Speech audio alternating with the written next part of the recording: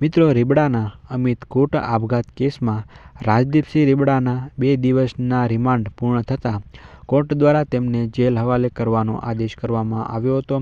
જોકે મિત્રો, ત્યાર પછી રાજદીપસિંહ રીબડાએ કોર્ટમાં અરજી કરી હતી કે અગાઉ રીબડા પેટ્રોલ પંપ ઉપર ફાયરિંગ કરનાર હાર્દિકસિંહ જાડેજા અને તેમના સાગરીતો પણ રાજકોટ જેલમાં હોવાથી જો રાજદીપસિંહ રીબડાને ત્યાં મોકલવામાં આવે તો બંને વચ્ચે ઘર્ષણ થવાની સંભાવના છે, તો તેમને અથવા તો અમરેલી અને કાં તો જૂનાગઢ જેલમાં મોકલવામાં આવે એવી રાજદીપસિંહ રીબડા દ્વારા અરજી કરવામાં આવી હતી। ત્યાર પછી કોર્ટે તેમની અરજીને માન્ય રાખીને રાજદીપસિંહ રીબડાને જૂનાગઢ જેલ હવાલે કરવાનો આદેશ કર્યો હતો। ત્યાર પછી પોલીસ રાજદીપસિંહ રીબડાને જૂનાગઢ જેલમાં લઈ ગઈ હતી। જોકે મિત્રો, ત્યાં અનિરુદ્ધસિંહ જાડેજા પણ એ જેલમાં છે અને રાજદીપસિંહ રીબડાને પણ જૂનાગઢ જેલમાં ત્યાં મોકલવામાં આવ્યા છે।